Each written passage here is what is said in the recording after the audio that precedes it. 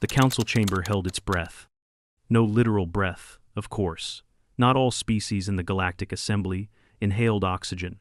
Some diffused gases through pores, others filtered atmospheres with chitin-laced siphons. One delegate, a Slanari, had replaced respiration entirely with a bioelectric reaction triggered by starlight. But figuratively, they held their breath. Chancellor Brelm had barely finished the sentence.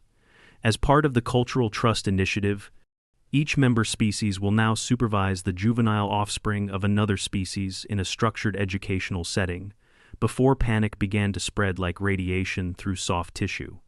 Visorak Talik, the Kryn ambassador, immediately flared his dorsal sacs in protest. My kind are photophobic and allergic to saliva. The risk of contact alone. The Kavari consider child supervision a sacred task for parental triads only, added a stately voice, rich with static, from the crystalline conduit representing the Kavari communion. Our insurance does not cover bodily dismemberment, hissed the three-headed legal body from Vokn, all heads nodding grimly. Then came the slow scrape of claws on metal. All eyes turned to the far end of the chamber, where sat Virtal Teth, first claw of the Veyrath ascendancy.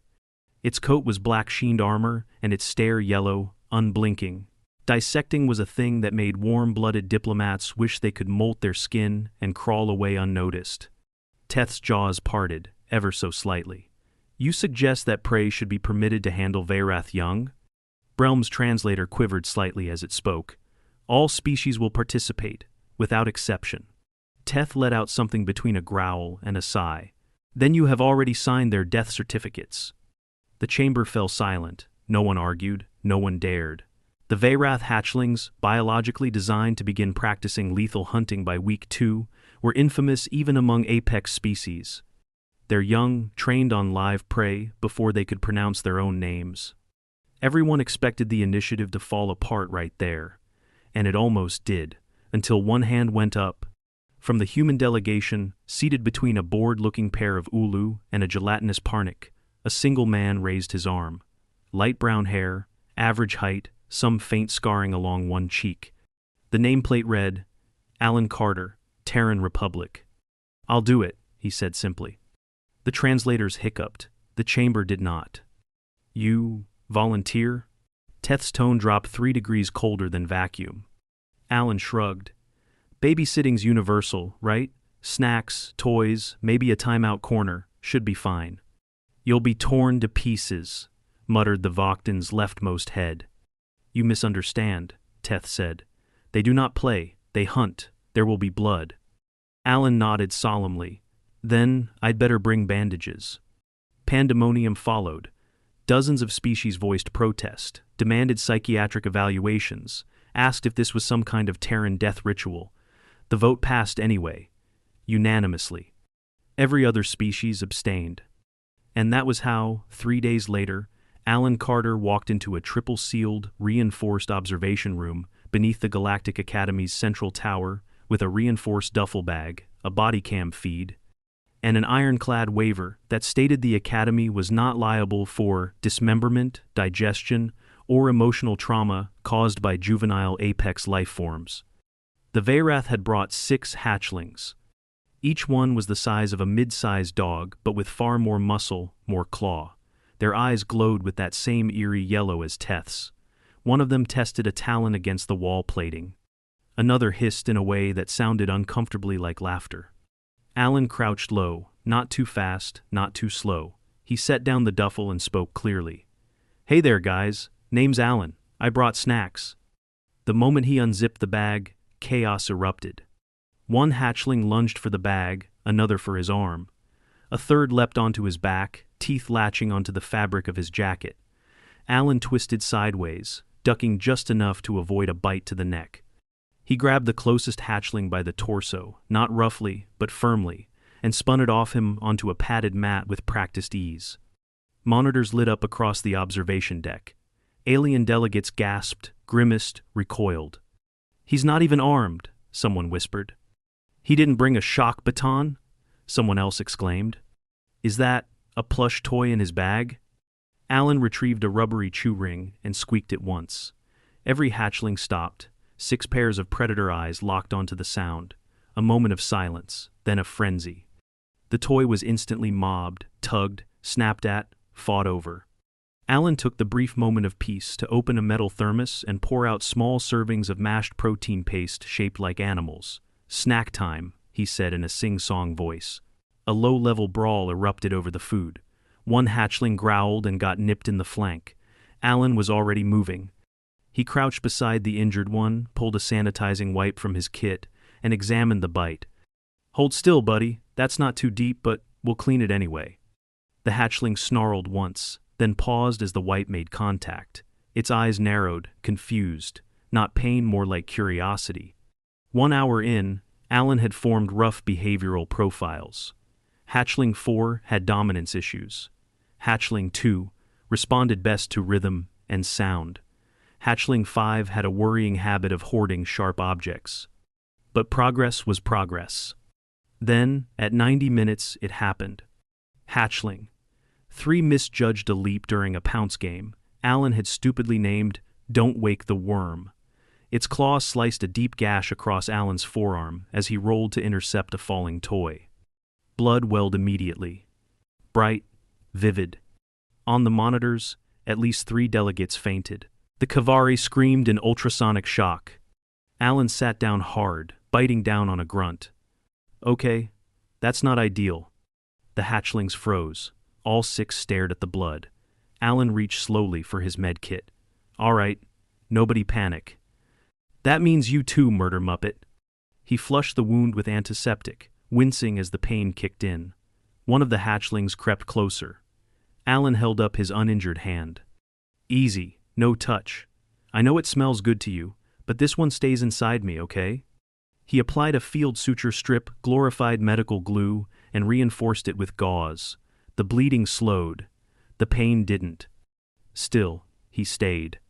At the end of the session, when the reinforced door finally hissed open and the rotation team prepared to extract him, Alan stood slowly, arm braced in a sling. "Same time tomorrow?" The handlers stared at him as if he were radioactive. Teth appeared behind the observation window, silent, watching. Alan turned to the hatchlings, who had begun to crowd near his legs. "You guys were wild today," he said softly. "But not bad. We'll work on the pouncing." One of them chirped. It was almost soft. Up in the council chamber, chaos simmered beneath the surface. Accusations flew. Speculation spread. Was this a Terran plot? Psychological warfare? Suicide by childcare? But in the surveillance archives, 6 Apex juveniles watched their bloodied, bandaged caretaker limp from the room, with nothing but a quiet, "See you tomorrow," and waited for the next day. The next day, Alan Carter arrived 10 minutes early. His arm was wrapped in a clean pressure bandage beneath a compression sleeve. The cut had required 12 stitches, administered after an hour-long delay due to his refusal to leave the hatchlings unsupervised until an appropriate handoff team arrived. Medical had been unimpressed. The Veyrath, even less so. But Alan wasn't there for their approval. He was there because the hatchlings expected him. And that expectation mattered more than any lecture about arterial proximity from the Academy's chief trauma technician. This time, he came prepared not with armor, but with structure. He unrolled a soft floor mat etched with shapes, numbers, and movement patterns. Nothing flashy, just enough color to distract and guide. "All right, my chaos crew," he muttered as the containment door sealed behind him. "Let's try not to perforate anything vital today." The moment the hatchlings were released, they didn't charge, they approached. Slowly, cautiously. One by one, they sniffed his bandaged arm. Alan let them.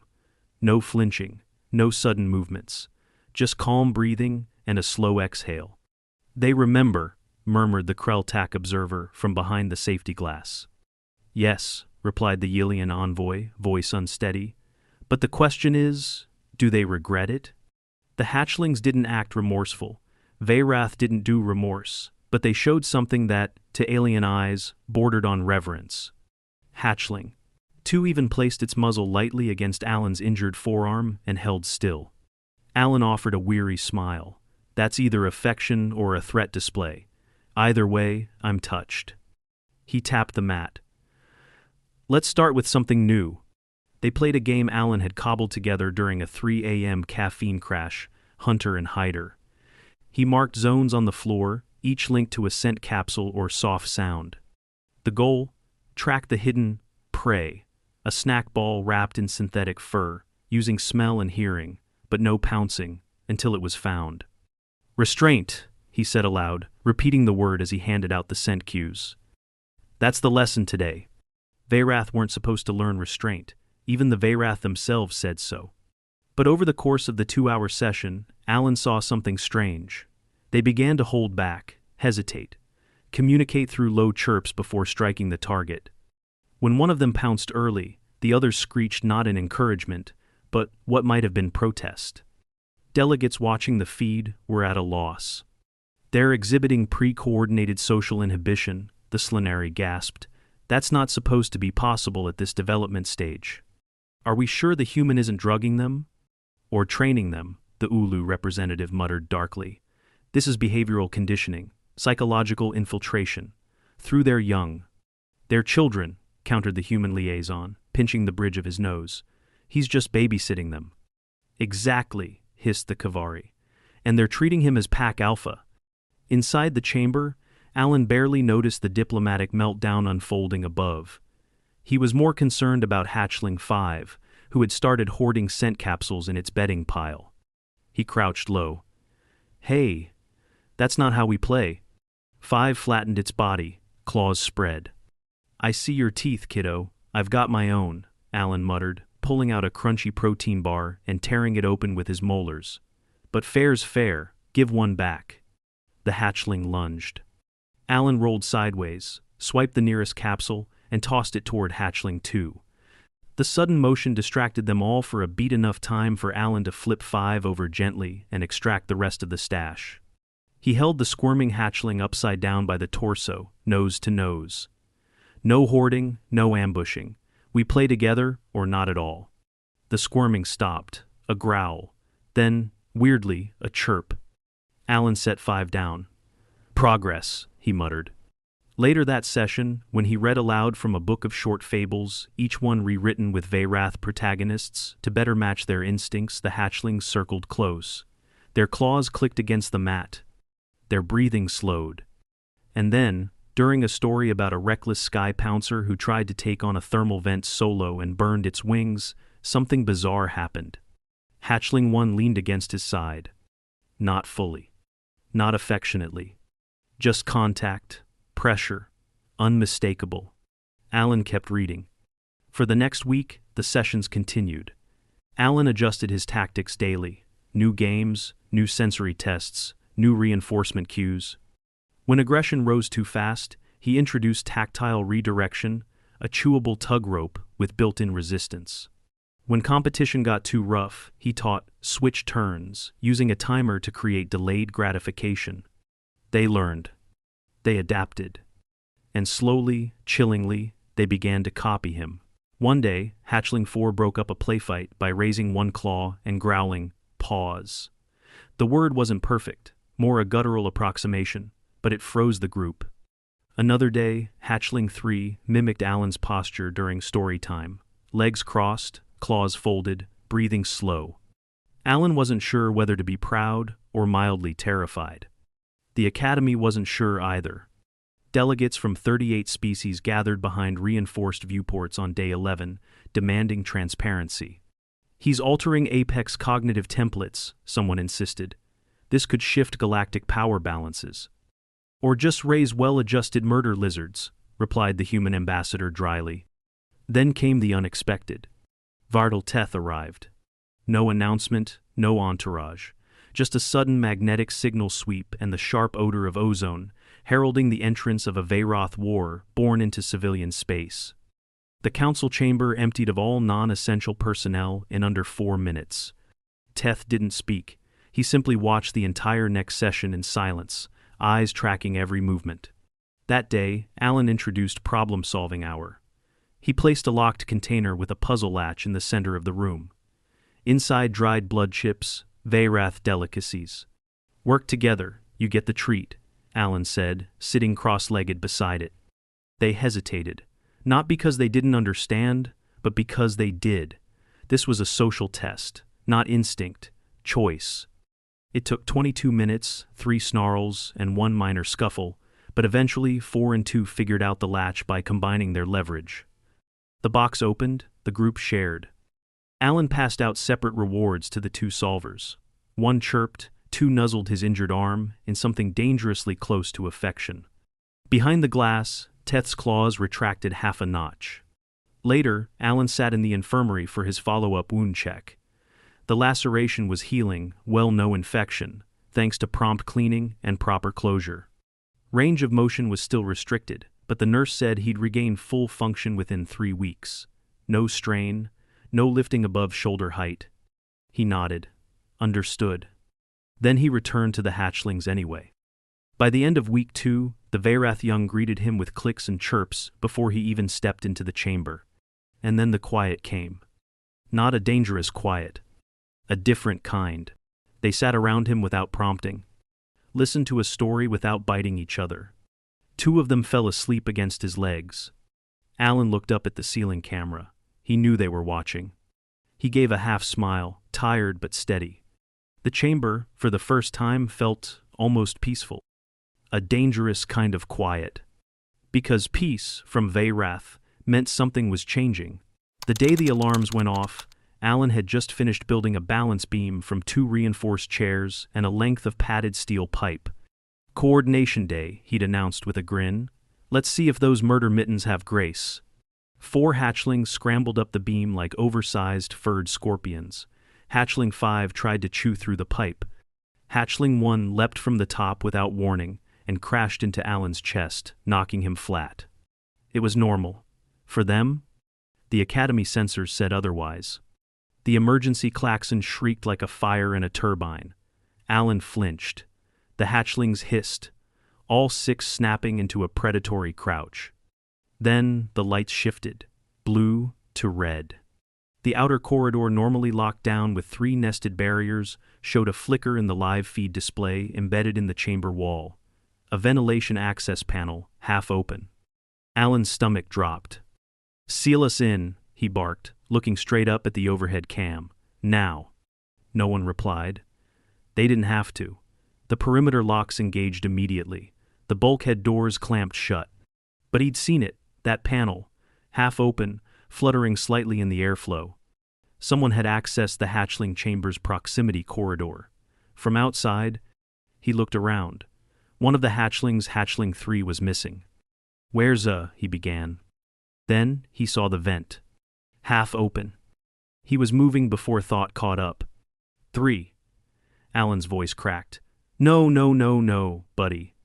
The vent shaft was large enough for a juvenile Veyrath, barely. Too small for Alan's shoulders.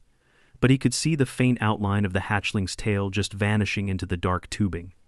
The Academy didn't design ducts for safety. They designed them for rapid atmosphere control and minimal obstruction, which meant powerful suction zones, magnetic seals, and variable pressure compensators. Any of those could kill a 6-week-old apex predator in an instant.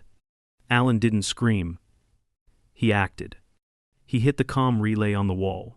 "Seal auxiliary vent routes in Sector Delta immediately. 1 Veyrath hatchling has entered the shaft. Repeat hatchling and duct. Lock it down now." The delay was only 5 seconds. That was 4 seconds too many. On the live feed, a schematic lit up. The duct system was vast, intertwining like the circulatory map of a collapsing star. 3 was moving fast. The hatchling had instinct, sure, but no understanding of environmental hazards. Alan ran. The medical ban on sprinting with a healing laceration was a distant memory. He hit the outer chamber door, punched the override code that only he and the lead Veyrath custodian had, and bolted down the hall. "Where's the hatchling going?" A voice crackled in his ear, Academy security. "Toward the external waste vent. If it reaches the thermal filter." Alan didn't finish. The schematic updated again. Hatchling 3 had reached a vertical shaft. 3 had stopped. Alan's heart hammered. He rounded the corridor, following the duct path based on the live map feed in his overlay. Then came the scream. Not from the comm, not from a speaker. From inside the wall, A screech raw, panicked. Not the sound of a predator. The sound of a child. Alan dropped to his knees, eyes scanning for the emergency junction. There, a wall panel marked for maintenance. He tore it open, found the manual access hatch, and shimmied inside the narrow crawl space without thought. The duck's side panel was still out of reach, but the sound was clearer. Another scream. No longer just panic. Pain. Alan scanned the interior with a flashlight. The hatchling was stuck wedged into a fork in the shaft. One hind leg twisted beneath a pressure junction. Blood smeared the metal wall. Not a lot, but enough to confirm what Alan already feared. It wasn't superficial. 3, he said, crawling closer. Hey, I'm here. Don't move. The hatchling flailed. One claw caught Alan's cheek. A fresh line opened along the edge of his jaw. He didn't stop. He pressed his weight carefully against the junction, wedging it open a fraction more, just enough to give the leg some clearance. Breathe with me, he whispered. The hatchling made a low, keening sound, somewhere between a growl and a sob. Alan didn't flinch. He didn't raise his voice. He just stayed. The moment the leg came loose, the hatchling collapsed into his arms, claws trembling, blood trickling from one hind paw, not arterial, a muscle tear maybe, possibly a dislocation. But then the shaft beneath them hummed. The waste vent, preparing to cycle. Alan's eyes shot to the control node. 60 seconds. He curled around the hatchling and pushed himself backwards, using his heels and good arm to drag them both through the shaft. 40 seconds. His shoulder scraped metal. Pain flared through the healing laceration. The compression sleeve tore. 25 seconds. He reached the maintenance exit and kicked it once. Twice. It jammed. He used his shoulder, braced, and rammed it. The panel gave. He fell out onto the floor of a secondary corridor. Hatchling clutched against him. The vent roared behind them. Heat surged through the wall as the waste cycle completed. Too close. Far too close. Alan barely registered the approaching security team. He was on the ground, holding the injured juvenile against his chest, blood and sweat streaking his face, breath ragged. The Veyrath hatchling made no attempt to flee. It simply curled into his chest, eyes wide, limbs trembling. Medics arrived within seconds. Sir, you're bleeding. Stabilize the leg, Alan said hoarsely. Then check the vitals. Not mine. His. You have a reopened laceration and a fresh facial wound. Then triage us both, but start with the kid. The hatchling gave a whimper as the med drone began scanning. Alan held tight until he felt the soft beep of a bioscan confirm stable signs. Only then did he let go. He blacked out 10 minutes later. Recovery took time. The reopened wound needed 6 fresh stitches and a week of immobilization. The facial cut wasn't deep, but close enough to the eye that he needed daily checks for inflammation and infection. No play sessions, no direct contact. The hatchlings were assigned backup caretakers from the Academy's highest-rated xenocustodial unit. None of them lasted a day. Reports came back with shredded uniforms, repeated territorial screeching, and total behavioral non-compliance. One unlucky assistant suffered a minor wrist fracture. Another resigned halfway through his shift. The hatchlings, once wild, then curious, then cooperative, were now sullen, quiet, aggressive, only when touched. Hatchling 3 refused to eat. On day 4 of Alan's mandated medical leave, the door to his recovery room hissed open, and in walked Vertil Teth. Not with guards, not with fanfare. Just Teth and one other. The hatchling. Healed, limping slightly. Teth placed the juvenile on the ground without a word. The hatchling ran to Alan's bedside, claws clicking lightly, and pressed its head against his ribs. Alan winced. Then laughed. Careful, buddy. These are still attached. Barely. Teth watched in silence. Then, after a long moment, you understand what this means. Alan looked down at the hatchling, which had now settled against his hip, tail flicking lazily. Yeah, I think I do. You bled for him. Yeah, I do that a lot. He returned to you. Alan's voice was softer now. He didn't have to. No, Teth said quietly. He chose to. Silence. Then, for the first time since the program began, Virtal dipped its head. Not low, not dramatically. Just enough. A life debt, Teth said. Recognized? Alan blinked. Is this a formal thing or more of a cultural courtesy? Teth's eyes flashed. It is Wooded Island, and it is ours. Then the apex hunter turned, strode to the door, and paused. The others will follow. They want only you. Alan leaned back against the pillows, exhausted. Well, I'd better heal fast then. He looked down at the hatchling curled up beside him. And maybe ask for hazard pay. Thanks for watching. Alan Carter returned to the hatchling chamber 23 days after the incident. His forearm bore a faint scar, still pink, but sealed. The facial cut had healed nicely, just a hairline curve along his cheekbone now. His range of motion was back to normal. He passed the academy's final medical evaluation, though the attending nurse made him promise to not leap into any more ductwork. I make no promises, he'd said with a grin. But he didn't return to Babysit.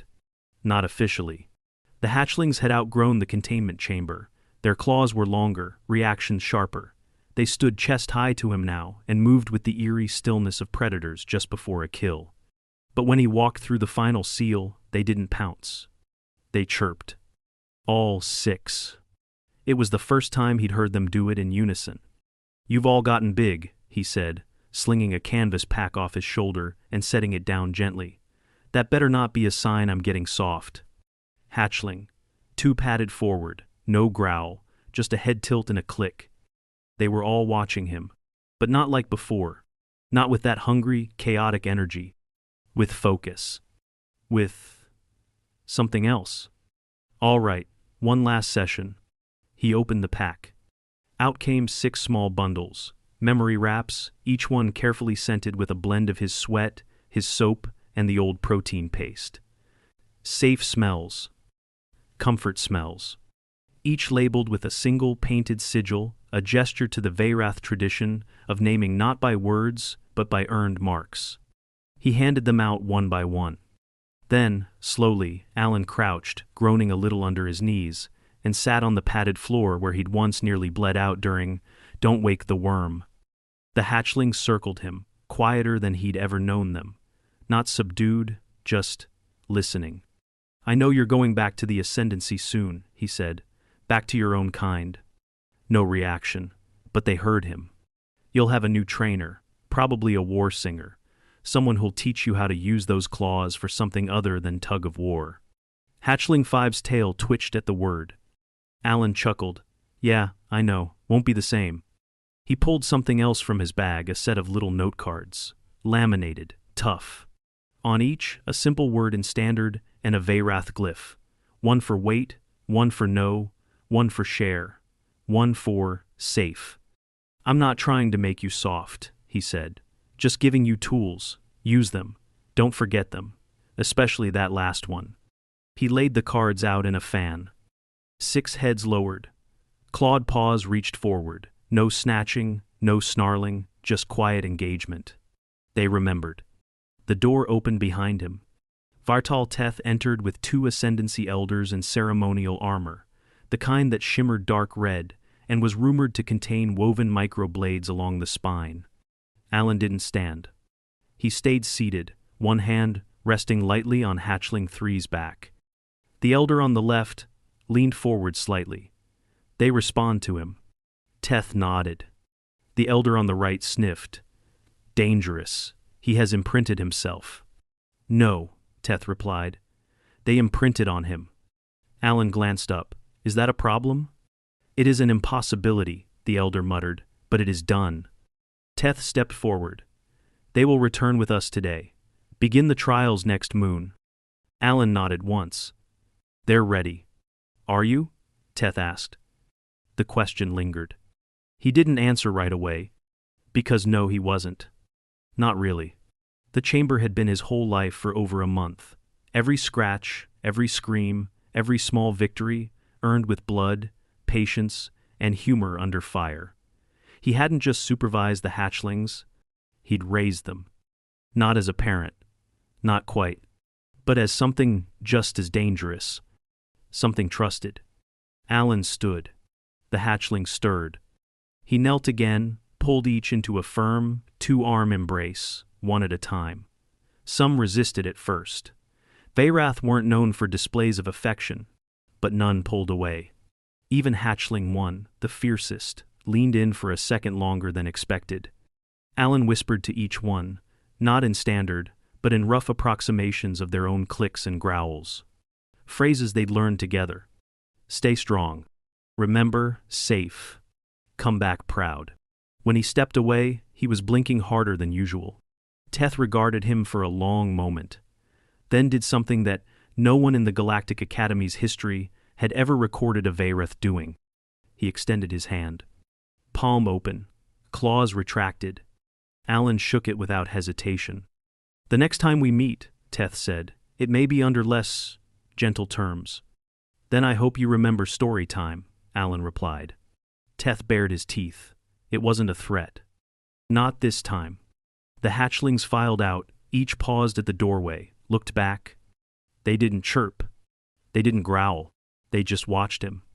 And Alan stood there, quiet, until the door sealed shut for the last time. A week later, the council met to review the Cultural Trust Initiative.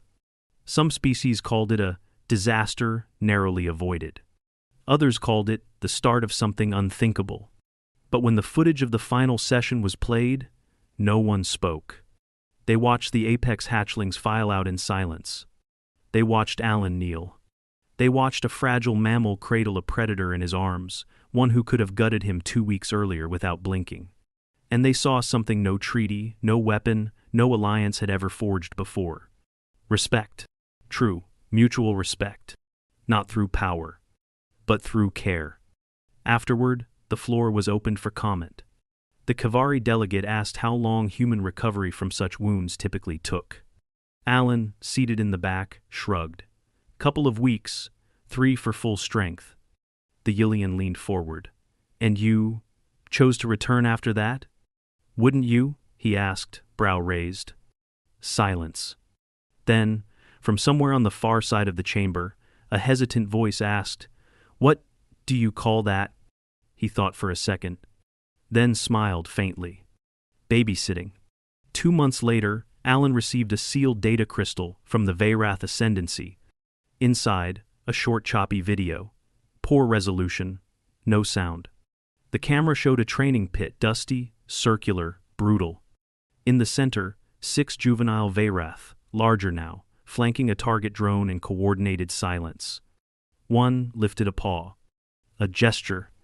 The others waited. Then, on a second motion, they all attacked at once. Precision, restraint, control. At the end, one of them turned to the camera. Chirped.